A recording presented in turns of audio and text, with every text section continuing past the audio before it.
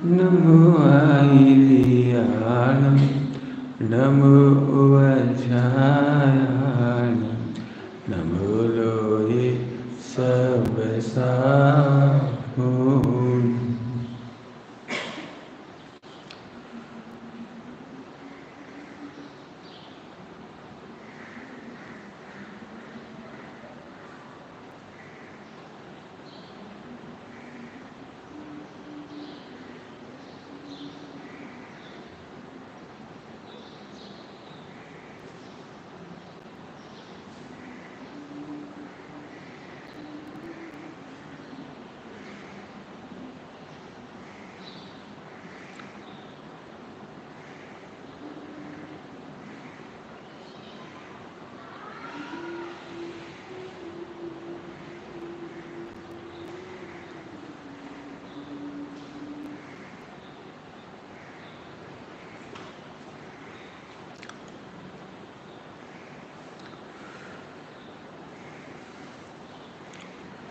तीन भुवन में सार बीत राग विज्ञान था।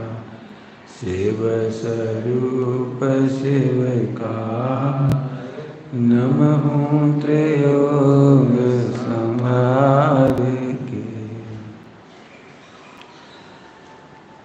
उत्तम क्षम मार्दव आर्जव भाव है।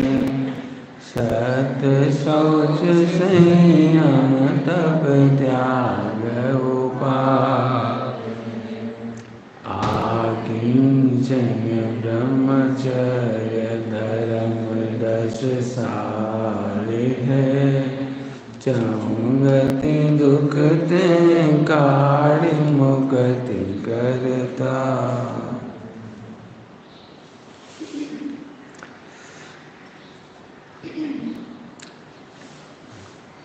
मोक्षगामी जीवों का सबसे बड़ा पर्व 10 लक्षण पर्व है। जिन्हें मोक्ष जाने की चाह है वे 10 लक्षण पर्व बड़े उत्साह से मनाते हैं। इधर जब सामने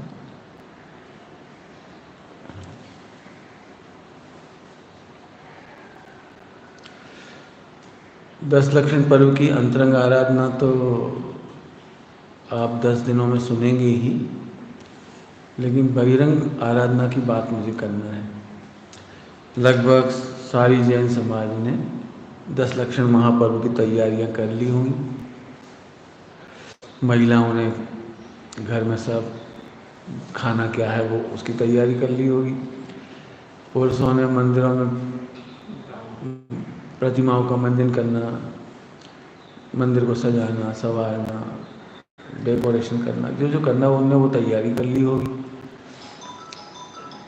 लेकिन पिछले जीवन के अनुभव से, मेरे अपने जीवन के अनुभव से मुझे जो गलतियां या कमियां दिखती हैं अज्ञान की,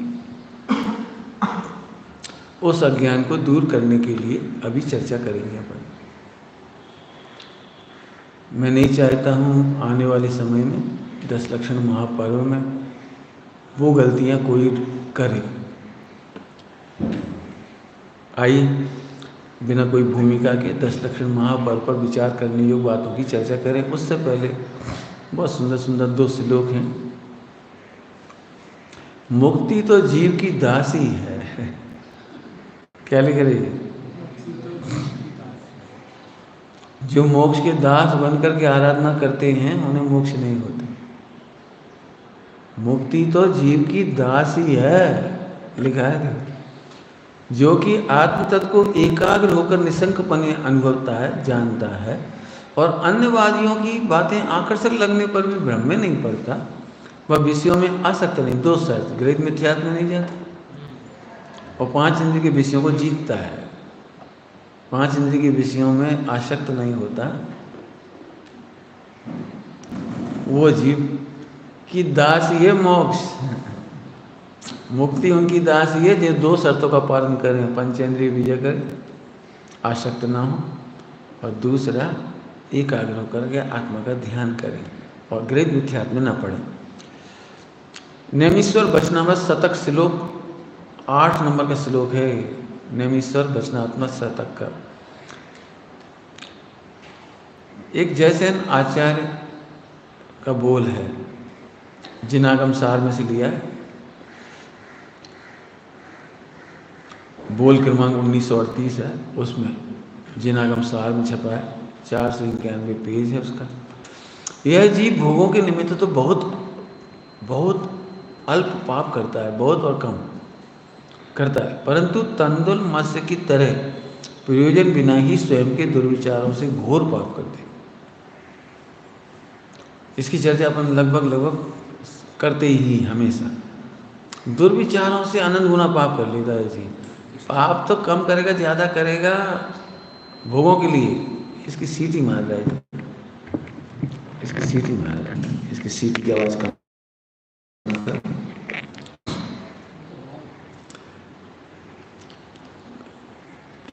क्या कह रहे हैं? कम पाप करे शरीर से कि ज़्यादा पाप करे? बहुत कम ही करता है जी, समझ लो। लेकिन अधिक पाप तो दुर्विचारों से करता है, खोटे अभिप्राय से, खोटे चिंतन से बहुत पाप कर रहा है। मैंने बिना बात दुखी हैं, मन फोकट में दुखी हैं, फोकट में। खाने को अच्छा है, पीने को अच्छा है, घर अच्छा है, परिवार अच्छा है, शरीर अच्छा है, सब कुछ अच्छा है, और फिर भी दुखी। ऐसे जीव बहुत हैं। आइए 10 लक्षण महापर्व का उद्देश्य क्या है। नंबर 1, हम श्रवणोपासक हैं, अतः हमें श्रवण जैसी आराधना करनी चाहिए। श्रवण बनने के लिए करना चाहिए। श्रवण बनने के लिए मैंने मुनिराज बनने की आराधना का 10 लक्षण पर्व है। हम श्रवणोपासक है यदि अतः अंतरंग साधना करें। नंबर 1, पंचेंद्रिय विजय की दिशा में बढ़ना। ये 10 लक्षण में जितने हम जो काम करेंगे ना 10 लक्षण में, चटाई पे सोएंगे, एक टाइम आहार लेंगे, उपवास करेंगे, ये सब मुनि दशा की प्रैक्टिस है, अर्थात पंचेंद्रिय विजय की प्रैक्टिस है। मौन रखेंगे, विकथा नहीं करेंगे, लड़ाई झगड़ा नहीं करेंगे, श्रृंगार नहीं करेंगे, साबुन का प्रयोग नहीं करेंगे, नंगे पांव चलेंगे, बहुत सारे काम होते हैं इसमें। जाली नहीं तोड़ेंगे, जीव जंतुओं का हनन नहीं करेंगे, व्यापार से निवृत्ति लेंगे, खेती बाड़ी करेंगे। इन 10 लक्षण पर उन्होंने टोटली ऐसे समझो कि जैसे लोग नौकरी करते हैं ना, तो साल में 6 महीने में 10-5 दिन की छुट्टी पे चले जाते हैं। ऐसे हम आत्मा को 10 दिन की छुट्टी दे रहे हैं। नहीं, कोई काम नहीं, तुम तो आराधना करो बस। दुकान नहीं जाना है, कपड़े नहीं धोना है, व्यापार धंधा नहीं, कुछ नहीं, तुम तो अपनी आराधना करो बस। आत्मा को छुट्टी दे रहे हैं। समझ में आया? विषयों की आसक्ति से बचना, हठ योग से बचना, ये इसकी चर्चा विस्तार से करना। हठ योग से बचना, मुनिराज हट कर कोई भी क्रिया नहीं पालते। यदि सामर्थ्य नहीं हो मुनिराज के शरीर की, तो हट करके जीवन भर में एक भी उपवास नहीं करते। ना करें, कोई दोष नहीं। चाहे मर, हम तो बहुत बड़ा व्रत उपवास करेंगे, 1 महीने में 1 आहार लेंगे, नहीं। इसके लिए भगवती आराधना में आत्महत्या लिखा है। शरीर बिल्कुल असक्त हो ना, शरीर असक्त हो समाधि के टाइम, तो अभी मुनिराज पानी नहीं छोड़ते। अब मरे तो मर जाएं, हाँ। यदि पानी लेने की ताकत है तो पानी पिएंगे, कोई दिक्कत नहीं। पानी लेने की ताकत है तो नहीं लेंगे। अपनी तरफ से खींच के पानी लेने की शक्ति को पानी छोड़ दें तो आत्मघात का पाप लग जाए। द्रव्य प्राणों का घात होता है, ऐसा लिखा है उसमें, द्रव्य प्राणों का घात नहीं करना। तो हम इसका भी अभ्यास करेंगे, हट नहीं करेंगे। जरा ध्यान से सुनना सभी लोग, हट नहीं करना। आज मुझे जो चर्चा करना हो इसी पे करना है, हट नहीं करना। इस पर चर्चा करूंगा। रत्नत्रय की आराधना करेंगे, स्वानुभव संयम हेतु तत्व निर्णय करेंगे 10 दिनों में, जिसकी जैसी योग्यता है। जो जहाँ खड़ा है उससे आगे बढ़ेगा जी, कहना है। जिनका स्वाध्याय करना है स्वाध्याय 10 दिन बहुत करेंगे, भक्ति करना है बहुत भक्ति करेंगे, स्वानुभव करना है तो स्वानुभव करेंगे, अणुव्रतों का पालन करना है तो अणुव्रतों का पालन करेंगे इन 10 दिनों में। भले साल भर नहीं करते, लेकिन 10 दिनों में अणुव्रतों का पालन करें। सब लोग नियम बनाना अपने अपने 10 व्रतों का, अणुव्रतों का पालन कैसे करेंगे आप लोग? दिग्व्रत देशव्रत अकेले नहीं हो, पूरे अणुव्रत वगैरह पूरे, मैंने 12 व्रतों का लिखो नियम क्या क्या पालोगे। अणुव्रतों का पालन करना उद्देश्य है 10 लक्षण पर्व का। जिसकी जैसी योग्यता है तत्व चर्चा कर सकते हैं, तो फिर पूरे 10 दिन तत्व चर्चा करो, कोई दिक्कत नहीं है। कुछ कहना चाह रहा हूँ भाई, 10 दिन तत्व चर्चा में मन लग रहा है तो तत्व चर्चा करो, पूजा भी मत करो, जे हट नहीं करो। जिस व्यक्ति का कहीं मन नहीं लगता ना, वो पूजा भी करे, विधान भी करे और भक्ति भी करे, सफाई भी करे, प्रवचन में भी बैठे, सब काम करे, लेकिन तुम्हारा मन स्वानुभव में लग रहा है तो स्वानुभव करो 10 दिन। मौन लेकर के 10 दिन स्वानुभव करो। तत्व निर्णय करना तो 10 दिन तत्व निर्णय में लग जाओ, हट मत करो। मुझे बड़ा दुख होता है इस बात का, हट का अर्थ करना है ना मुझे। कई बार ऐसा लगता है जो आत्म साधक है वो इन 10 दिनों में और ज़्यादा परेशान हो जाती हैं। महिलाएं व्यस्त हो जाती हैं सुबह से लेकर शाम तक, वो उसी में चोला चौका चूल्हा में, और पुरुष लोग भी बस धमाधम 12 बजे तक पूजा करेंगे, फिर 1 बजे तक तत्वार सूत्र सुनेंगे, फिर आकर रोटी खाएंगे, सूतेंगे हलवा खाएंगे, खीर खाएंगे, बढ़िया 2, 2:30, 3 बजे तक फिर आराम करेंगे, फिर मंदिर में जाकर मूंगेंगे दोपहर में फिर शाम के दूध पी लेंगे, फिर फला कर लेंगे, मतलब जो करते हैं जिसका। फिर 6:30 से भक्ति होगी, 7 बजे फला होगा, 8 बजे से होगा, और फिर 10 बजे तक सांस्कृतिक कार्यक्रम होंगे। मुझे तो ऐसा लगता है और घोर असंयम होने लगेगी इन 10 लक्षण पर्वों में। मेरी इच्छा कह रहा है, मैं तो, तुम क्या करोगे तुम जाना। मैं सांस्कृतिक कार्यक्रमों के पक्ष में नहीं हूँ, मैं नहीं हूँ पक्ष में। हालांकि करने दो उन्हें, तुम मत बैठना, तुम स्वानुभव के लिए जाओ, तत्वाभ्यास के लिए जाओ, चिंतन के लिए जाओ, मंथन के लिए जाओ, टाइम खराब मत करो। इसलिए जिनको आत्मकल्याण करना है वे सांस्कृतिक कार्यक्रम की जिम्मेदारी माथे न लें। लड़कियों की रिहर्सल कराई जा रही है, कार्य करा रहे हैं चूल्हे में, तो जानते ऐसा वो समाज जुड़ेगी, अरे जुड़ जाएगी, नहीं जुड़ेगी, तुम तो जुड़ो, सिद्धों की समाज में तुम जुड़ जाओ मैंने वो एक पूरा बात करो सुबह शाम, इसलिए मैंने कहा हट मत करो। तुम्हें स्वानुभव में मन लगे तो बक क्यों स्वानुभव करो, जाओ पूजा भी मत करो। हैं आप कैसे कह रहे, अरे जिसमें दम नहीं वो पूजा भी करें, विधान करें, लंबे विधान करें, दिन भर खड़े रहो, हमें क्या दिक्कत है। जिन्हें स्वानुभव करना भी स्वानुभव करें, तत्व निर्णय करना भी तत्व निर्णय करें, जिन्हें अणुव्रत का पालन करना भी अणुव्रत का पालन करें इन 10 दिनों में। जिन्हें मुनि दशा की तैयारी सही में करना है तो इन 10 दिनों में मुनि दशा की तैयारी करें, बिल्कुल करें, नग्न होकर सामायिक करें, जमीन पे सोएं, कांटे पे सोएं, कोई दिक्कत नहीं है, केस लोन छोड़ के, नहीं तो वही खींचने लगे। अरे पहले अंतरंग की साधना करो, जे कह रहे हो, है ना। तो हट नहीं करना। देह एवं देह के पोषण में अनासक्ति, अंग्रेजी दवाइयों का त्याग करना, श्रृंगार नहीं करना, शरीर का श्रृंगार नहीं करना इन 10 दिनों में, साबुन सोडा नहीं, ठीक है, बहुत सारी बातें बता दी। इस बिंदु पे कम लोग ध्यान देंगे जिसे मैं अब बता रहा हूँ। साधना की सेटिंग इमोशनल होकर मत करना। जैसे मैंने कहा कि मुनि बनने की तैयारी करो, तो तुम ऐसे ही ना हो जाएगा, तुम 10 दिन बिल्कुल घर में ही नंगे घूमने लगो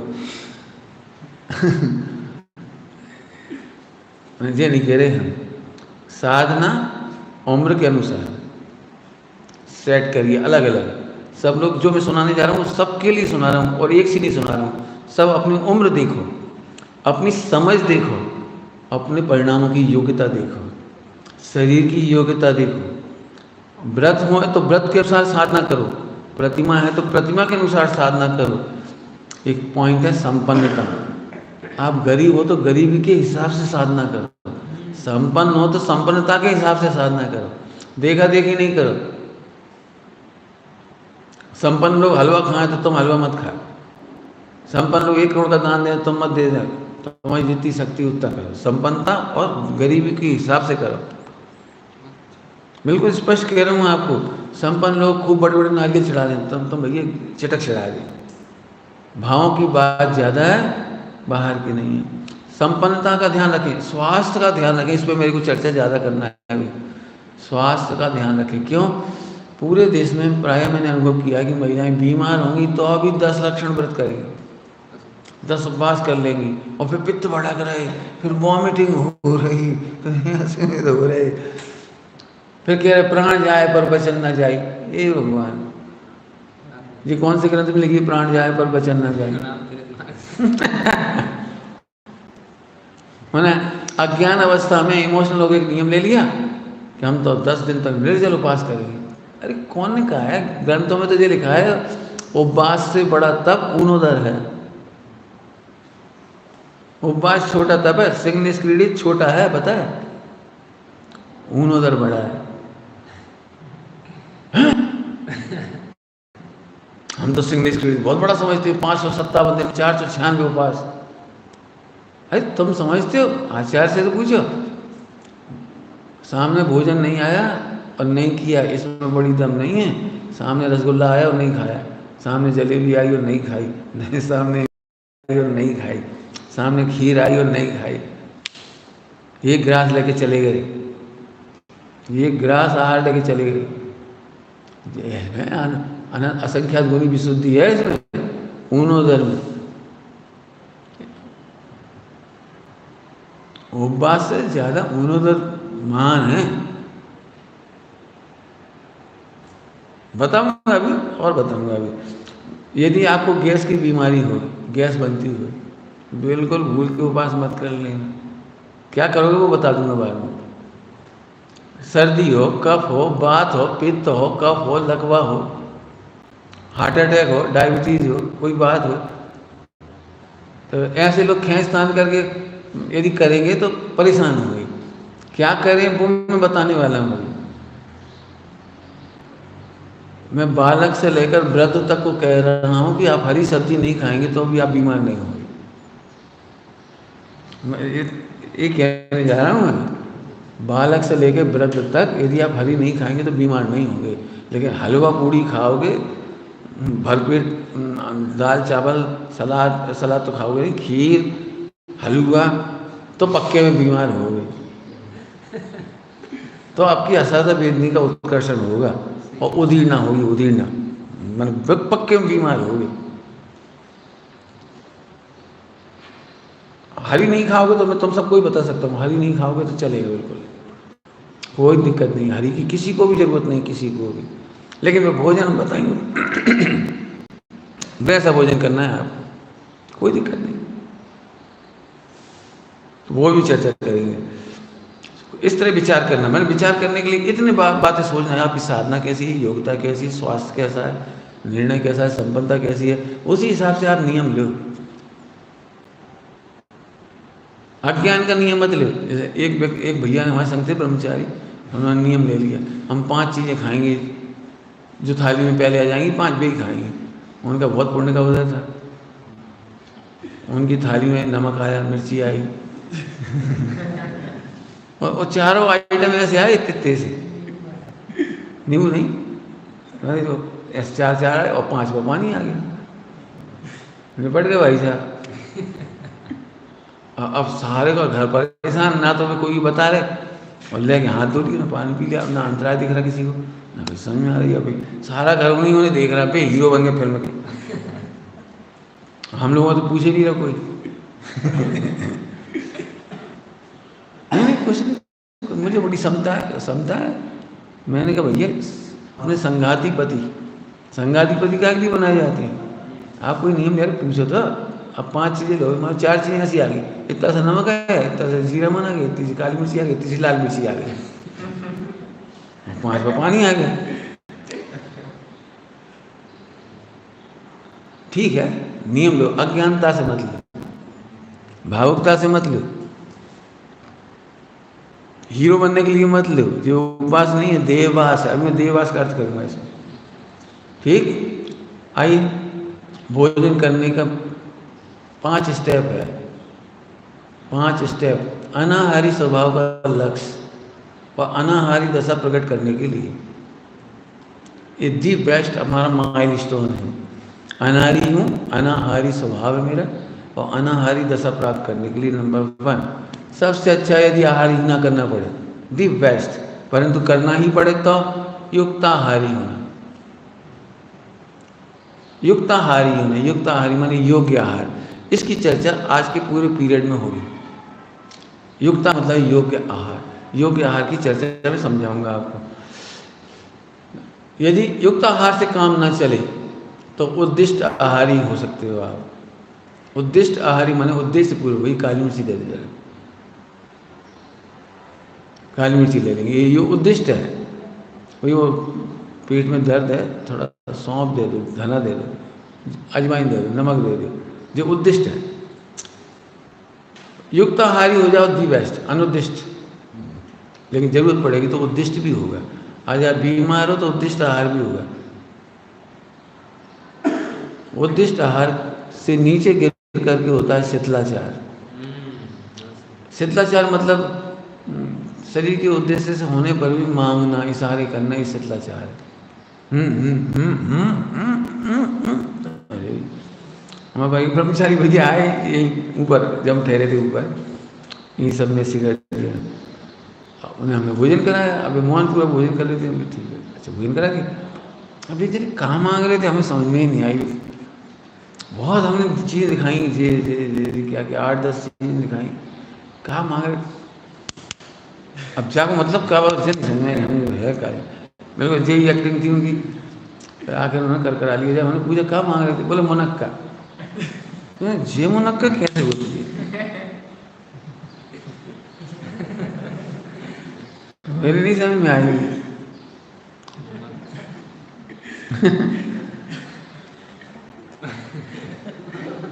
ये शिथिलाचार है। और शिथिलाचार के बाद अंतिम स्टेप होती है अनाचार। अनाचार जीवन में कभी नहीं करना। अनाचार जीवन में कभी नहीं करना। अनाचार का मतलब है 4 प्रकार से भी गलत काम। मैंने अब मैं कह देता हूँ, हम लोगों में से बहुत सारे लोग अनाचारी होते हैं। अनाचारी माने शरीर को जितनी आवश्यकता है उससे अधिक भोजन करना, ये अनाचार है। गया भर गया पेट, जरूरत भी नहीं है, लेकिन आखिरी में चावल में घी शक्कर डाल दो और सूद पे, जी अनाचार है। ये शिथिलाचार नहीं है, जी अनाचार है। भरपेट भोजन हो गया, नहीं खा लो और अब जरूरत नहीं है बिल्कुल, केवल रसनाइंद्रिय के लिए। अब दूसरों के लिए कम पड़ेगा नहीं, इतना ज्यादा दूसरों को कम पड़ जाएगा, लेकिन भाई साहब को पहले चाहिए। मैंने अब दूसरों का ध्यान नहीं रखा, ये अनाचार है। तो इन बातों का भी ध्यान रखना है इस समय कि आप युक्ताहारी, उद्दिष्टाहारी, अनुद्दिष्टाहारी कैसे बनना चाहते हो, किसकी साधना करना, इन 10 दिनों में लिख लेना। आप मजा तो ये आए, कोई पर्स है तुम कहो नहीं, सबके लिए चाहिए, ओके नहीं बहुत है ले ले, तब तो अच्छी बात है, और दिख भी रहा है कम है, लेकिन हमें दे दी बस। तो अनाचार के बहुत अर्थ हैं। अनाचार का थोड़ा अर्थ नीचे करता हूँ, जिसको मैं अब कह रहा हूँ अनिष्टकारी अवक्ष। इसकी बड़ी चर्चा करना मुझे बहुत दिनों से मेरे पेट में घूम रही है। अनिष्टकारक अवक्ष की चर्चा लगभग आलू की चर्चा चलेगी, प्याज की चर्चा चलेगी, लहसुन की चर्चा चलेगी, जमीकन की चर्चा चल जाएगी, और जाने कौन कौन सी अनुपसेवी की कम चलेगी, लेकिन वो भी चल जाएगी, सारी चल जाएगी, त्रसघात, बहुघात सब चल जाएगी। लेकिन अनिष्टकारक अवक्ष से बहुत कम चर्चा चलती है। मैं उसकी चर्चा विस्तार से कर रहा हूँ, क्योंकि यदि आप बीमार होंगे इन 10 दक्षिण पर्व में, तो उसका एकमात्र कारण होगा अनिष्टकारक अवक्ष। एकमात्र कारण होगा अनिष्टकारक अवक्ष। यदि साधक बीमार हैं तो अनिष्टकारक अवक्ष से बीमार हैं। यदि एक भी साधु, एक भी ब्रह्मचारी को बीमार नहीं होना चाहिए, नहीं होना चाहिए, नहीं होना चाहिए। क्यों? उनके पास, दुनिया के पास तो नकली डॉक्टर हैं, उनके पास तो असली सादा वेदनी है। उनके पास तो पुण्य है, पवित्रता है, प्रचुर संवेदन है, 28 मूलगुण, उनके स्वास्थ्यवर्धक तत्व ही सारे। मैंने लिस्ट लिखी है, लिस्ट साधुओं की कितनी बड़ी फौज है उन्हें स्वस्थ बनाए रखने के लिए। लेकिन एक गलती हो जाएगी अनिष्टकारक अवक्ष, तो बीमार बने रहेंगे। एक ही गलती, केवल एक। तो अनिष्टकारक अवक्ष का मतलब समझ लीजिए, उसकी परिभाषा सुन लीजिए। जो आत्म आराधना में प्रमत्त कर दे, आत्म आराधना में प्रमत्त कर दे एवं अस्वस्थ करे, वे सभी शुद्ध आहार भी, शुद्ध आहार भी, मर्यादित आहार भी अनिष्टकारक अवक्ष है। अनिष्टकारक अवक्ष का मतलब अनिष्ट करने वाला। तो अनिष्ट, आत्मा का अनिष्ट कैसे होगा कि लड्डू खीर खांड खा के आए और दोपहर की शाम आई, अनिष्टकारक अवक्ष। नहीं, हमने तो शुद्ध खाई है भैया, कुआ के पानी से दूध लाए निकलवा के लाए, ऐसे कैसे अवक्ष, और शुद्ध चावल और शुद्ध हमने बनाई दिन में, ऐसे कैसे हमें नहीं मालूम। बस शुद्ध सामग्री, मर्यादित सामग्री भी, यद्यपि भक्षण करने में पाप नहीं है, लेकिन आपको सामायिक में नींद आ गई, आप चिंतन करना चाह रहे हो, दिमाग में अंधेरा छा रहा है, आंख में अंधेरा छा रहा है, आप चाह रहे हैं लिखें पढ़ें, प्रवचन सुनना चाह रहे हैं, सुन नहीं पा रहे, माला फेर रहे, माला मोती गिर जा रहे भी, हम कह रहे माला फेरते फेरते ऐसा लग रहा है कब पूरी होगी, इतनी देर से फेर रहे, अरे यही तो अनिष्कारक का बक्स है। मैंने वो सारा भोजन, खान पान, रहन सहन सब अनिष्कारक है, भोजन अकेले नहीं, मैं तो और भी कहना चाह रहा हूँ अनिष्कारक आचरण, थोड़े भी समझना भी तो। तो अब अनिष्कारक बक्स की लिस्ट सुन लो कितनी बड़ी है। परिश्रम से अधिक भोजन करना और परिश्रम से कम भोजन करना अनिष्कारक का बक्स। 10 लक्षण पर में आप 8 घंटे मेहनत मजदूरी करें तो वैसा ही भोजन करना जैसा 10 लक्षण में हमेशा से करते आए। लेकिन 8 घंटा श्रम नहीं करेंगे, दुकान जाना नहीं है, खेतों में जाना नहीं, काम कुछ है नहीं, केवल खाना। और रजनी भाई की भाषा में बोले तो खाटला से पाटला और पाटला से खाटला। खाटला पाटला समझ गए? मैंने खटिया से उठी तो पाटा पे आ गए, पाटा पे खा के फिर खाट पे आ गए, मोबाइल घूम रहे। जो लोग मोबाइल चला रहे हैं उन्हें तो 10% अनाज देना है, केवल भोजन का 10% अनाज। मोबाइल में लगे रह रहे हों तो एसी में रह रहे हैं, उन्हें 10% से ज़्यादा अनाज नहीं खाना, माने उनको 25 ग्राम से लेकर 50 ग्राम तक का 24 घंटे का अनाज, टोटल अनाज 25 ग्राम से 50 ग्राम खाएंगे तो बीमार नहीं होंगे। जी उनके लिए बिल्कुल योग्य आहार है, युक्त आहार।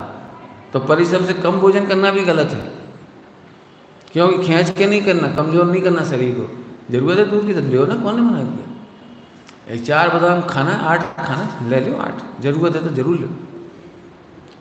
मैं विद्वानों से कहता हूँ यदि आप परिश्रम केवल बोलने का ज़्यादा कर रहे हो और बैठने का ज़्यादा कर रहे हो, पसीना तो बहा नहीं रहे, तो आप 8-10 बादाम ले लो, घोंट करके ठंडाई बना करके ठंडाई ले लो पूरी। और बिल्कुल ठंडाई कैसे पीना है ये ध्यान रखना, बिल्कुल सबसे छोटी चम्मच जिसमें सबसे कम आए उससे पीना है। मैं चम्मच ऐसी नहीं हो भय मिला के पी गए सीधे, ऐसे नहीं, बिल्कुल धीरे धीरे पीना है।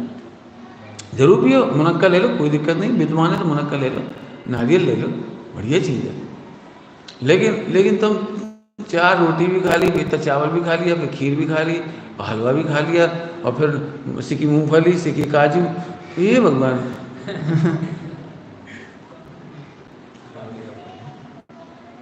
ऐसे नहीं, मैंने विद्वानों का भोजन तुम्हें बताना ही चाहता हूँ, विद्वान बहुत ध्यान दें। बाफला खाना है, मान बना ही लेते, अब क्या करें, राजस्थान में तो बाफले बन जाते हैं, हमारे नहीं बनते बुंदेलखंड में, लेकिन मारवाड़ में थोड़ा फेमस रहता है। कोई बात नहीं, बन जाए कोई बात, एक बाफला खा लो, आधा शक्कर से खा लो, आधा दाल से खा लो, निपट गया काम। एक बाफला से ज़्यादा मत खा लेना, चाहे कितने जवान आदमी हो तो सब बाकी पानी पी ले, 1 लीटर, 1.5 लीटर, 2 लीटर जितना पीने पी ले, 24 घंटा में छुट्टी होगी, बस खत्म, अब कोई तकलीफ नहीं होगी। लेकिन उन्होंने पपड़ियाँ भी बना दी, उसी की गजब बात है। सबसे ज़्यादा उपसर्ग यदि कोई पे आता तो विद्वान पे। जिस दिन वो घर में आएंगे, एक ही दिन तो आने ही अपने घर में, तो उस दिन सब चीज़ें बनेंगी, खीर भी बनेगी, हलवा भी बनेगा, चकट पपड़िया भी बन जाएगी, और तमाम भी, मूंगफली भी, काजू भी, वो सब पंडित ये बड़े भाव से बना है। मैं ऐसा कहना चाहूँ, ये बड़े भाव से मार रहे तुम।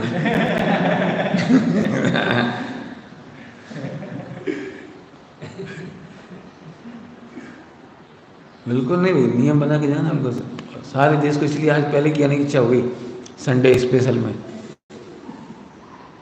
नरेंद्र मोदी अपने मन की बात करें, हम भी अपने मन की बात करें। समझ लेना है ना सर। परिश्रम से अधिक भी नहीं करें, परिश्रम से कम भी नहीं करें। चिल्ड पानी बिल्कुल नहीं पिए, गर्म पानी पिए खूब, ठंडा पानी बिल्कुल नहीं पिए। ठंडा पानी पीना अनिष्कारक का बक्स है। एवं गर्म दूध, गर्मा गर्म दूध नहीं पिए। गर्म सब्जी, गर्म रोटी, इस शरीर की प्रकृति विरुद्ध भोजन है। अब प्रकृति विरुद्ध भोजन, फल और दूध एक साथ नहीं लें। हालांकि इस मेरे हिसाब से तो फल नहीं लेंगे लोग, लेकिन यदि फल खा रहे हैं, मौसमी खा ली और फिर साथ में दूध पी लिया गर्म गर्म। फल और दूध का मेल नहीं है, प्रकृति के विरुद्ध है दोनों की, अलग अलग प्रकृति, इसलिए नहीं करें। तेल और खीर नहीं खाएं, तेल की पुड़ी भी खा ली और खीर भी खा ली, तेल के आइटम खा लिया और फिर दूध खीर कभी जिंदगी में नहीं खाना, ये प्रकृति विरुद्ध है, यह अनिष्कारक अवक्ष है। चलित रस वाले फल एवं भोजन, बासा भोजन नहीं करें। 3 घंटे 6 घंटे की मर्यादा निकल जाए ऐसा भोजन नहीं करें। और पिछले दिन का वो तो नहीं खाना बिल्कुल, बासा है ना। और चलित ये सब प्रकृति विरुद्ध है, मतलब और क्या कहला अनिष्कारक अवक्ष है। अब क्या होता है, पंडित जी तो कीमती फल 200 रुपये किलो लाए, 200 रुपये किलो लाए और ख़राब हो जाएंगे, फिक जाएंगे 200 रुपये के खाने के बाद तुम्हें वो क्या हो जाता है, फूड पॉइजन हो जाएगा। और फिर 500 रुपये 1000 रुपये लगेंगे, कब फायदा होगा, 200 रुपये फेंक दे। उसमें असंख्यात जीव होते हैं, उन्हें खाओ मत, चलित रस वाली चीज़ें मत खाओ, ये अनिष्टकारक अवक्ष है। मैदा, पोहा, बेसन, नमक, शक्कर, दूध एवं दूध से बने पदार्थ, साधकों को नहीं लेना, बिल्कुल भी नहीं लेना साधकों को। जल्दी कह दिया, पहले कई बार बता चुका हूँ इसे। इतनी चीज़ें भी अनिष्कारक अवक्ष है। अति भोजन नहीं करना, स्वाद बढ़ाकर भोजन करना। स्वाद बढ़ाकर मैंने थोड़ी देर पहले कहा था, जैसे घी शक्कर चावल मिला के नहीं खाना। जिनका लीवर कमज़ोर है, गैस बनती है, तकलीफ़ें होती हैं, बहुत बीमारियां हैं, ऐसे लोग एक अनाज लें केवल। 3-3 4-4 तरह के अनाज नहीं लें। चना भी ले लिया, बेसन के गट्टे भी ले लिए, बेसन का वो क्या बनाते, खंडुआ मंडुआ क्या होता है वो, जो कुछ भी होता है, जाने क्या होता है वो, जो कुछ, और वो भी ले लिया। फिर ऐसे नहीं 4-5 तरह की चीज़ एक साथ नहीं लें। और चटनी भी डाल ली इमली की, ऐसे नहीं करना। खटाई मिठाई एक साथ नहीं, बहुत सारी चीज़ें एक संग नहीं खाओ। हाँ, तुम्हें एक ही चीज़ बहुत टेस्टी लग रही थी, एक ही चीज़ भरपेट खा ली। भरपेट मतलब 100 ग्राम, टोटल 100 ग्राम, 25, और बीमार हो तो 25 से 50 हज़ार। फुल स्वस्थ हो, अच्छी मेहनत कर रहे हो, टोटल मेहनत कर रहे हो, 8 घंटा मेहनत करो, 8 घंटा मेहनत करो तो 100 ग्राम अनाज बहुत खा लो, कोई दिक्कत नहीं। 24 घंटा में यदि स्वस्थ रहना है तो ऐसा साधन करना अपने को। बड़ा जैसे शक्कर, घी, चावल, दाल, दूध या छाछ में रोटी गलाकर खाना अनिष्कारक अवक्ष है। गला के खाते हो, बाफला खाने का गलत तरीका है वो, जो दाल में अपन बिल्कुल मैश कर देते हैं, कड़ी में मैश कर देते हैं। बाफला खाने का सबसे गलत तरीका है वो। बाफला सीधा टुकड़ा घी में मुंह में डालो और जुगारी करो उसकी, जुगारी, और फिर दाल खाओ, फिर कड़ी खाओ तो पचेगा, और नहीं तो पचेगा नहीं वो। बहुत सबकी आदत है वो, सीधी मिसा का बड़ झटपट खा गए उससे। इसमें टाइम लगेगा, एक बाफला खाने में, और ना पेट भरे तो कह देना एक बाफला बहुत है, आधा शक्कर से खा लो, आधा उससे खा लो, तुम्हारा मन हो गया खत्म। ठीक है। रोटी गला के नहीं खाना कभी भी, दूध में, दाल में, चावल में, छाछ में, क्या वो है ना, दही छाछ वगैरह आदि से बचना चाहिए। प्रमादकारी, संयम, सामायिक में बाधक, आराधना प्रभावना में बाधक खान पान,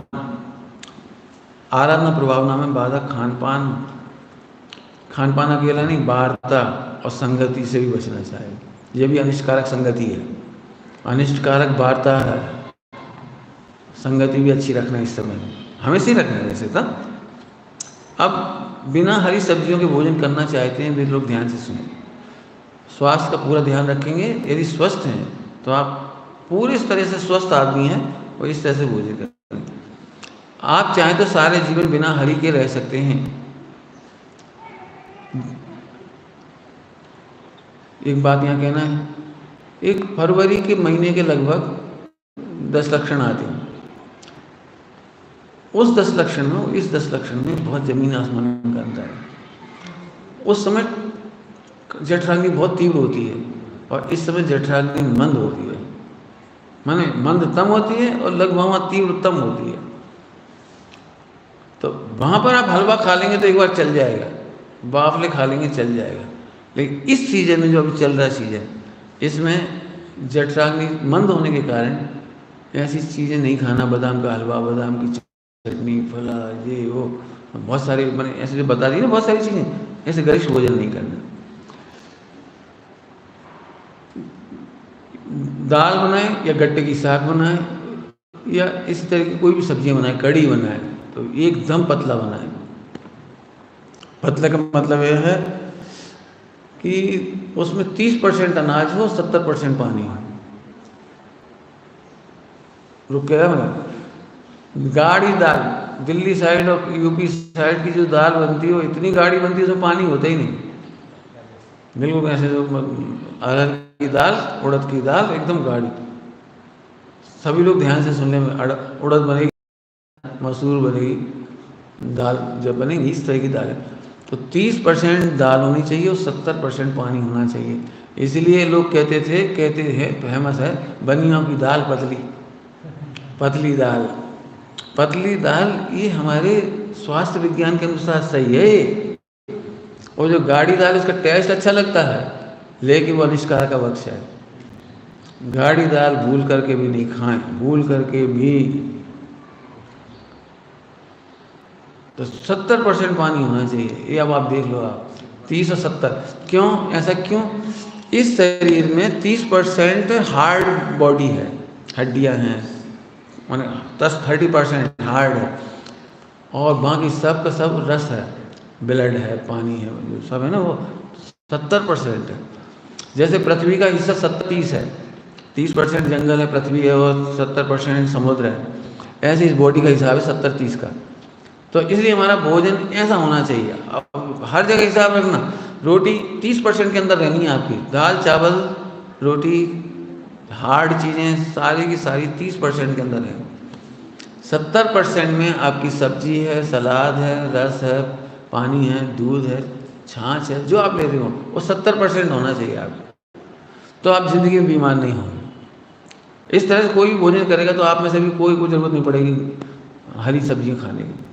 एक्चुअली हम गड़बड़ कर जाते हैं, रोटी पूरी सूखी हो जाती है, और घी डाल दिया तो और भी बड़ी हो गई, और ऐसी सब्जियां हो गई सूखी सूखी, दाल, चना, मोठ सब सूखे सूखे बना दिए। गट्टे के साथ सूखा अलग और पतला अलग, और ये सब ऐसा नहीं। मेथी दाना इस समय बहुत अच्छा है, सब घर घर में बनता है मेथी दाना, लेकिन 70% पानी डालिए उसमें, 30% मेथी दाना, 70% पानी है उसमें। ये सब जगह ध्यान रखना है आपको, ठीक है? तो आप इस तरह से लीजिए, पूर्ण स्वस्थ हो। मैंने कई बार कहा भी, मैं बार बार इसलिए कह रहा हूँ कि मुझे पता है भोजन लोगों को पचेगी नहीं मेरी बात, 50 से 100 ग्राम बस, इतना सा ना, इतना सा। जरा थाली जाके देखो भीम का है।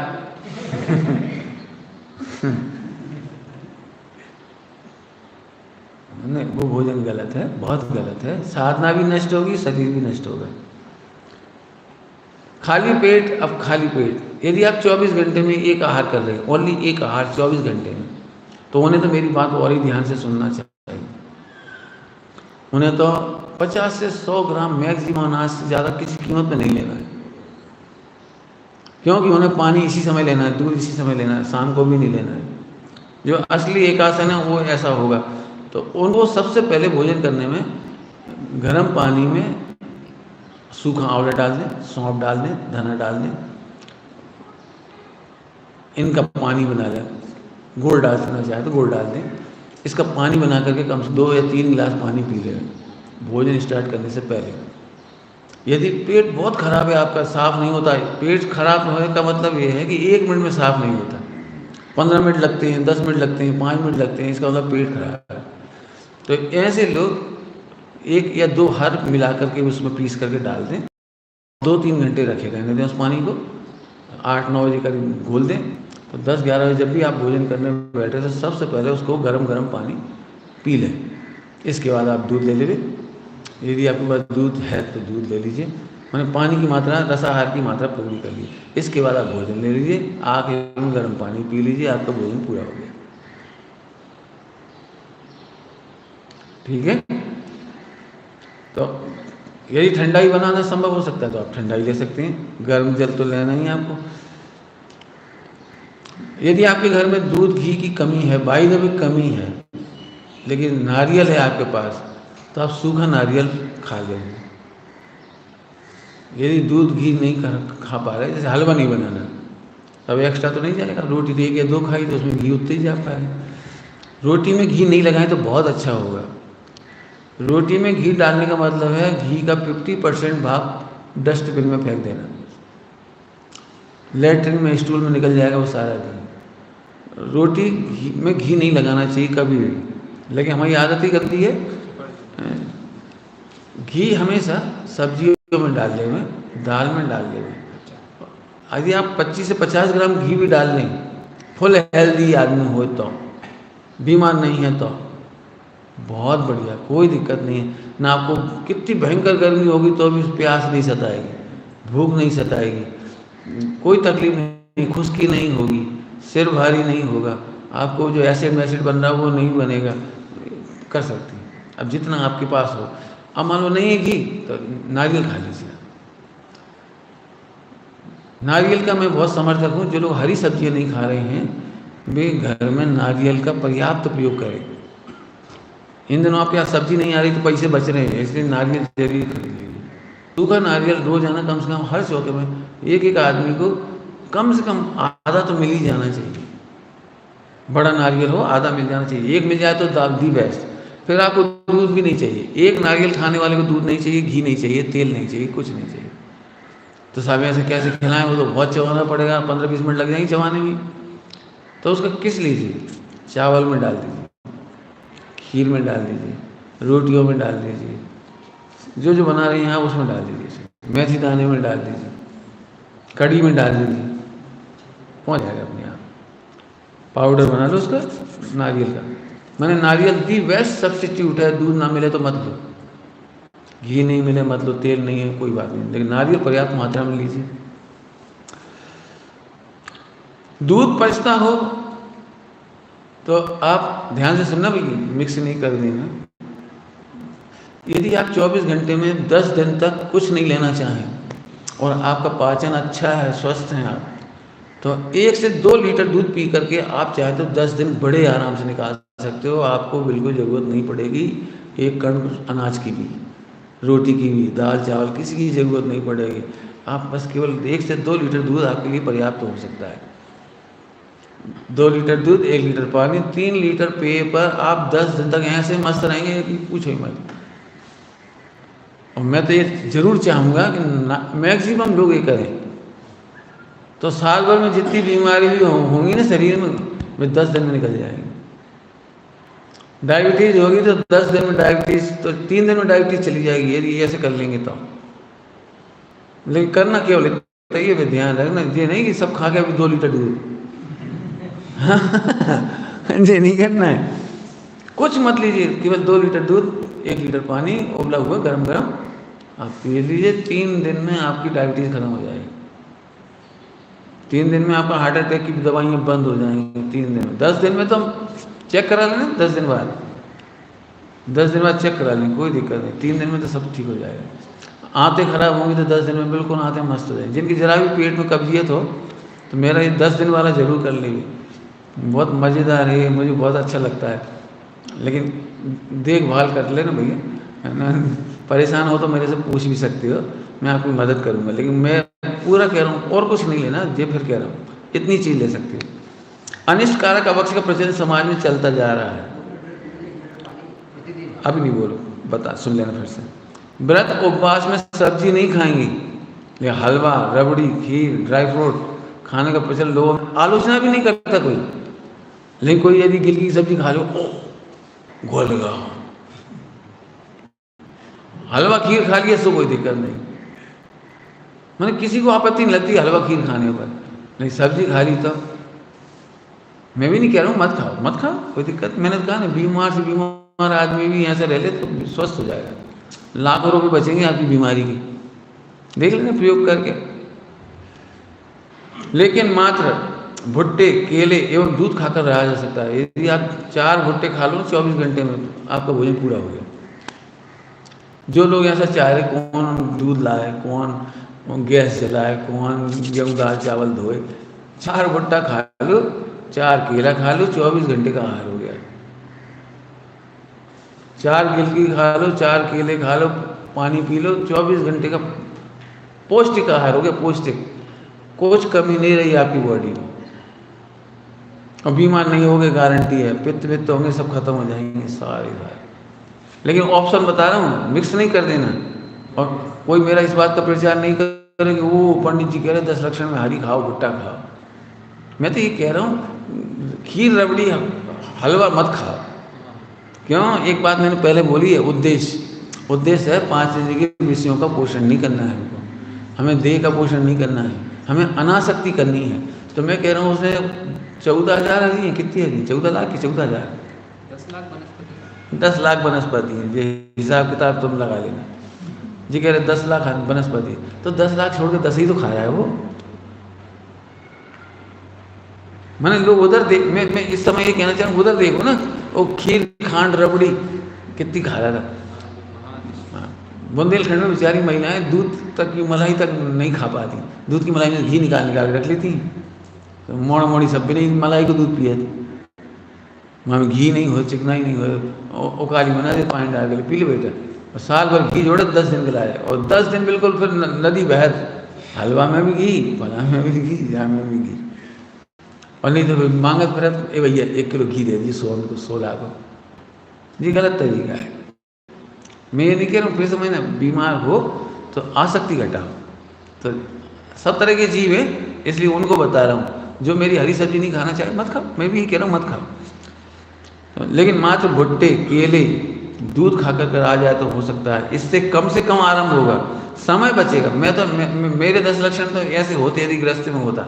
अभी तो फ्री हूँ, इसलिए कोई दिक्कत नहीं। मेरा भोजन तो इतना ही है, दूध दलिया बस, इतने मेरा काम चल जाता। लेकिन यदि मुझे गैस वैस नहीं हो ना, तो मैं तो ये पसंद करूँगा, 4 गिलकी खाली छील के, ककड़ी से भी बढ़िया लगती है, बढ़िया टेस्टी। 4 केले खा के निपट गया काम, पानी पिया, कितना समय बच गया। 3 दिन में आटा पीस रहा, आधा घंटा चक्की साफ कर में लगा दी। और फिर ये बनाओ, फिर वो बनाओ, फिर ये बनाओ, आज ये बनाए, कल क्या बनाएंगे। तो आसक्ति तो वहीं धरी रही। मैंने आसक्ति घटाने का नाम यदि है, तो मैं तो ये जरूर कहूँगा, जिन्हें कुछ नहीं करना हो वे इस तरह का भी कर सकते हैं। हालांकि कोई मानेगा नहीं, क्यों? इससे अच्छी पिकनिक कब मिलेगी 10 दिन में। तो इसलिए मैंने जानबूझ कर ये बात पढ़ाई है सीधी। आगे समय बचेगा, आराम बचेगा, आराधना बढ़ेगी, लोग हमारे माध्यम से छल ग्रहण करेंगे। तो अब मेरे ऊपर ये प्रश्न आ सकता है समाज से कि 10 लक्षण में उस ब्रह्मचारी सोच प्रकाश कह रहे हरी खाओ। अरे मैंने नहीं कही हरी खाओ, मैं तो कह रहा हूँ कि तुम्हें खीर खाने से बचना हो, 2-4 घंटे चौका चूल्हे से बचना है। महिलाएं बेचारी 1-1.5 बजे रोटी खाती, खाएंगे। पहले तो आदमी खाएंगे 12-1 बजे, जब मंदिर से पूजा करके आएंगे, 4 से 8 पूजा, तत्वार सुनेंगे, प्रवचन सुनेंगे, फिर आएंगे, फिर उन्हें खिलाया जाएगा। और वैसे 10 मिनट में खा लेते लोग, 10 लक्षण में थोड़ी 10 मिनट में खाता आदमी। यदि एक आसन करने वाला होगा तो आधा पौन घंटे 1 घंटा में लगेगा, और धीरे धीरे धीरे धीरे फिर बेचारी महिलाओं का नंबर आएगा। ये कितना समय जाता है इसमें, मेरा उस तरफ कहना है। तो लोग छल ग्रहण करेंगे तो इस भय से भी हम पेट खराब ना करें, इस भय से भी हम पेट खराब ना करें। पहले लोग क्या गड़बड़ करती हैं पता है, पहले गरिष्ठ भोजन करेंगे और 3-4 हल्ले को पाउडर खा लेंगे, फिर सौंफ, धना, जीरा, वो क्या क्या लगे, वो अजवाइन खाएंगे, पेट साफ करेंगे, और फिर भी पेट साफ नहीं हो तो दवाएंगे, फिर 10 टावर गोलियाँ खाएंगे, फिर हरट खाएंगे। उनमें कौन कौन सी दवाइयाँ आती हैं, जी नहीं, जी गलत चीज़ है। इससे अच्छा है सहज जीवन। ज्ञानियों के निर्दोष मार्ग को अज्ञानी नहीं अपनाते। जब ज्ञानियों के निर्दोष मार्ग को अज्ञानी नहीं अपनाते तो हमारे माध्यम से छल ग्रहण करने इसमें क्या अचंभा है। लेकिन फिर भी मैं कह रहा हूँ कि हरि का पक्ष नहीं मुझे में ध्यान रखना। मैं तो बल्कि ये बताने जा रहा हूँ कि जो बीमार हुए ना वे भी बिना हरि के कर सकते हैं। मैं पढ़ के सुना, अब मैं कुछ छोड़ रहा हूँ 1-2 पेज, जी आप पढ़ लेना, अच्छे हैं। जितना समय मैं उसमें पढ़ा रहा हूँ, मैंने 10 पेज का मैटर बनाया है और PDF फैला देंगे आज सबको। इसका हो सके तो परिवार में वाचन कर ले, समाज में वाचन करना चाहे तो कर ले, नहीं करना चाहे तो हमें कोई दिक्कत नहीं। मेरा राग था इतनी गलतियां ना करें लोग। हरी खाने की आवश्यकता किस किस को हो सकती है? व्रत का उद्देश्य यदि अनासक्ति है तो अनंत हरियों का त्याग करके, मतलब 10 लाख हरियों का त्याग करके आसक्ति कम करिए, तो ये सब एक व्रत है वो। तो आप 1, 2, 4, 8, 10 रख लीजिए। जो बीमार आदमी है उन्हें जरूरत पड़ सकती है तो हरी रख ले। मैं तो ये कहता हूँ कि आप भले ही मत खाओ लेकिन रखो जरूर, क्योंकि अचानक बेहोश हो जाओ, बीमार हो जाओ, कच्ची हो जाए, और मान लीजिए एक जरा से रस से काम चल सकता हो, मौसमी के रस से, तो हॉस्पिटल में जाकर ड्रिप क्यों चढ़ा है? और इतनी छूट सबको रखना है कि भले ही बिल्कुल मत खाना लेकिन 10 हरी रखो। हम ड्रिप का निषेध करेंगे, पहले एलोपैथी का निषेध करेंगे, हॉस्पिटल जाने का निषेध करेंगे। पहले कह दी मैंने, पित्त वगैरह भड़कते तो आपको खुद सावधानी रखनी है इसमें, ठीक है? तो अनासक्ति इसे ही कहेंगे। रूढ़ी क्यों चल गई है हरी नहीं खाना इन दिनों में? रूढ़ी चलने का मूल कारण है, पहले के लोग बहुत परिश्रमी थे, बहुत परिश्रमी थे, तो वे उस भोजन को पचा सकते थे आराम से। आज की तारीख में तो भाई साहब पहले 10% आलसी थे, आज 90% आलसी हैं। पहले 10% आलसी थे, क्यों? आज मोबाइल में 4 घंटा कोई मोबाइल चलाता है तो वो 4 घंटा आलसी है, उसकी आँख नहीं हिलती, आँख का पानी नहीं हिलता। और टीवी देख रहा हो 8 घंटे का मैच तो यहाँ से देख रहा है, फिर तो वो बिल्कुल ही। अब बताओ ऐसा आदमी कैसे खाएगा खीर खांड? तो पुराने ज़माने का वो बात मत कहो कि सब उस ज़माने में तो वो खा लेते थे, हम क्यों, हम ना कर रहे हो? तो हम आप भी करो फिर, 10 घंटा मेहनत करो, हम कोई दिक्कत नहीं, लेकिन आप करोगे नहीं, मुझे पता 10 लक्षण पर में तो नहीं करोगे आप। इसलिए मैं ऐसे भोजन की आपको कह रहा हूँ। परंतु आज सुविधा भोगी, विलासी, आलसी पीढ़ी है, अस्वस्थ है, अतः अनाज मात्र का आहार करना आराधना नहीं, अनिष्कार का वर्ष। रोगी, डायबिटीज, हार्ट, लकवा, कब्जियत वाले लोग अनाज खाएंगे तो बीमारी बढ़ेगी। अब सब्जियां, सलाद, रसाहार पर रहे हैं, हो सके तो अनाज का त्याग कर देगा। ऐसा त्याग कर दो ना, अनाज नहीं खाएंगे, आलू पूड़ी नहीं खाएंगे, इनका त्याग कर दो। मीठा नमकीन का त्याग कर दें, दूध खीर रबड़ी का त्याग कर दें, जिन्हें फल लेना हो, सब्जियां लेना तो इनका त्याग करो। ये तो बहुत अच्छी बात है, मेरे ख्याल से तो लोग पसंद करना चाहिए उन्हें। क्यों पसंद करना चाहिए? रबड़ी का त्याग करना कठिन है। गिलकी को खाए कच्ची। लोग कद्दू कौन खाएगा भरपेट? लेकिन नहीं, आपको स्वस्थ होना तो समझें, भोजन के लिए भले नहीं करें, रखें जरूर नहीं है। मौसम्बी, ककड़ी, खीरा, तुलसी की पत्तियाँ, सहजन की पत्तियाँ, मुनगा के पत्ते, सहजन या मुनगा एक ही बात है। आपको दुनिया की कोई बीमारी होगी निकल जाएगी और आराधना बढ़िया होगी, नींद नहीं आएगी, खूब मजे से भक्ति करोगे, स्वाध्याय करोगे। यही तो चाह रहे थे अपन, और चाय क्या रहे थे? तो 200 से 500 ग्राम तक पत्ते और ये सब कुल मिला करके ले लेंगे आप, तो आपको ये दिन अंग्रेजी दवा से जीवन भर को बचा सकते हैं। ये 10 दिन में आपको जीवन भर के लिए अंग्रेजी दवाइयों से बचा लेंगे। मैंने एक नाम है सिंह निष्क्रीडित, तो मैंने हिरण निष्क्रीडित किया है। हिरण मैंने थोड़ा इजी गोइंग, सिंह थोड़ा कठिन है। सिंह निष्क्रीडित तो बहुत लंबा होता है, 555-57 दिन लगते हैं, अलग अलग हैं सबके, बहुत 6 महीने में भी हो जाते हैं, सब तरह की हैं। लेकिन हमारा मतलब ये है कि हिरण निष्क्रीडित मैंने मजा करते करते कर लो। तो मैं बता रहा हूँ कैसे करना है उसको। व्रत साधना भी आप कर सकते हैं। कौन सी? हिरण निष्क्रीडित। पहले दिन गर्म जल लेना, केवल टोटल निर्जल नहीं करने हम। आपको पहले दिन केवल गर्म पानी पीना, 2 लीटर, 3 लीटर, 4 लीटर, जितना पी सकते पी लें, 24 घंटे में एक बार। दूसरे दिन यदि आप हरी लेना चाह रहे हैं तो नींबू का पानी अकेला ले ले, 3-4 नींबू ले ले भर पेट। जो लोग बीमार हैं उनके लिए बहुत अच्छा है। यदि वे बीमार हैं, कब्जियत है, पेट बहुत खराब है, गैस बनती, फला होती बहुत एसिड है, तो फिर यदि नींबू नहीं भी लेना चाहें, मैंने एक छूट दी है, आप हरी नहीं खा रहे हैं वहाँ मत खाओ, तो सूखा आंवला ले लो आप, 4 चम्मच सूखा पाउडर, आंवले का सूखा पाउडर 4 चम्मच डाल दो, इलायची डाल दो, आदि डाल दो, उसका 2-4 लीटर पानी बना लो, 2 लीटर 3 लीटर, 2 लीटर बहुत है, पर्याप्त पी ले। अच्छा ठीक। दूसरा दिन, तीसरे दिन क्या करोगे? तीसरे दिन करना, यदि आप हरी सब्जी ले रहे हैं तो सब्जियों का पानी बना लें 2 लीटर। 1 किलो सब्जी में 1 लीटर पानी 1.5 लीटर पानी डाल के 2 लीटर पानी बना लो और चम्मच से पी लो भरपेट, और 1 लीटर पानी पी लो, ऐसे 3 लीटर करीब होगा। 24 घंटे का पर्याप्त हो जाएगा, आपको भूख नहीं सताएगी, कुछ नहीं होगा और बढ़िया मज़ा आएगा आपको। हिरण्यनिष्क्रिय होते हैं हमारे, है ना, ध्यान रखना।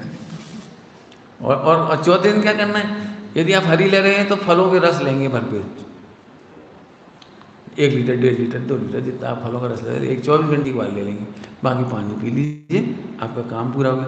किसी हमें नहीं लेना फल, तो बीमार आदमियों से कह रहा हूँ, तो बीमार आदमी से तो फिर 250 ग्राम किशमिश या 200 ग्राम किशमिश मुनक्का मिला करके उसको उबाल ले और 1.5 लीटर पानी बना ले, उसका निचोड़ के उसको पी ले और पानी पी ले। मैंने दोनों को ऑप्शन दिए, जो हरी नहीं लेना चाह रहे और बीमार हैं, बीमार से बीमार आदमी भी ऐसे कर सकता है बड़े आराम से। 5 दिन दूध ले सकते हैं, भरपेट दूध लेना है आपको 2 लीटर तक, 1 लीटर पानी 2 लीटर दूध, आपका काम हो जाएगा। निष्क्रियत का हिरण वाला है, जोरदार है, हिरण तो अच्छा होता है, शाकाहारी है। 6ठे दिन 6 आंवले का पानी फिर से लेना है आपको, जैसे पहले लिया था, अब घट रहा है ना वापस, सूखे आंवला का पानी, और 7 दिन फिर गर्म जल पे रहें। 8वें 9वें 10वें दिन आप जो भोजन करना चाह रहे हैं धीरे धीरे उस पर आ जाएंगे। इस तरह 10 दिन में आपका हिरण निष्कृत होगा, आनंद करता हुआ। समझ में आया? अब आप पूछोगे नाम कहाँ से आया, तो मेरे दिमाग में से आया ये नाम, नहीं तुम पूछो बताओ आगम में कहाँ लिखी है हिरण निष्क्रीडित, अरे हमें अच्छा लगो नाम सामने धर दा, हम सिंपल सी बात है, हमें मालूम, लोग पूछेंगे तुमने कहाँ से लाए जवाब, तो हमारे दिमाग में से ले आए, तुम्हें पसंद आए तो कर दो, नहीं करने मत करो, ठीक है। इसी प्रकार जीवन भर कर सकते हैं आप, जीवन भर में जब जब बीमारियां हो, साल भर में एक बार हिरण निष्क्रिय कर लो, 1 महीना में एक बार कर लो, कोई बात नहीं, 2 महीना में एक बार कर लो, मैंने जैसे समय करना हिरण निष्क्रिय में कर, भरपेट एनर्जी जा रही है आपको और स्वस्थ रहोगे आप।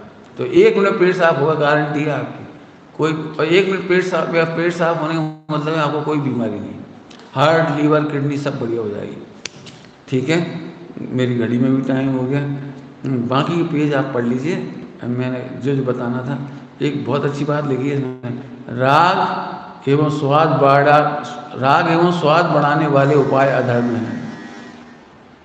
राग और स्वाद बढ़ाने वाले उपाय अधर्म हैं, अधर्म, घी शक्कर खा रहे, रबड़ी खा रहे थे, अधर्म है। बाकी आप पूरा पढ़ना, 10 पेज है, समय समय पर। 7 को उपवास कैसे करना चाहिए इसमें सब लिखा है। 7 को उपवास करना चाहिए, देहवास नहीं, जहां आपका उपयोग वहीं आपका वास होता है। उपवास माने आत्मा में जिनके उपयोग लगता है उसका नाम उपवास। परंतु 10 प्राण का पोषण करना या शोषण करना की अनुमति जिनागम में नहीं दी गई है। सप्त धातु विषम होकर साधना में बाधा करें तो ही विशेष व्रत और विशेष उपासना करनी चाहिए, ख्याति लाभ के लिए तो कदापि नहीं करना चाहिए। देवास अर्थात देह के लक्ष्य, देह का श्वास, देह की ख्याति, हमारी बड़ी तारीफ होगी, 10 दिन के उपास करें। आदि के लिए निराहार रहना, इसका नाम देवास है, उपवास नहीं। अनाहारी आत्मा की आराधना मात्र लक्ष्य से, निराहारी रहना ही उपवास है, ठीक है। बाकी सब पढ़ लेना, बहुत सारी बातें लिखी हैं। ओम ओम नमः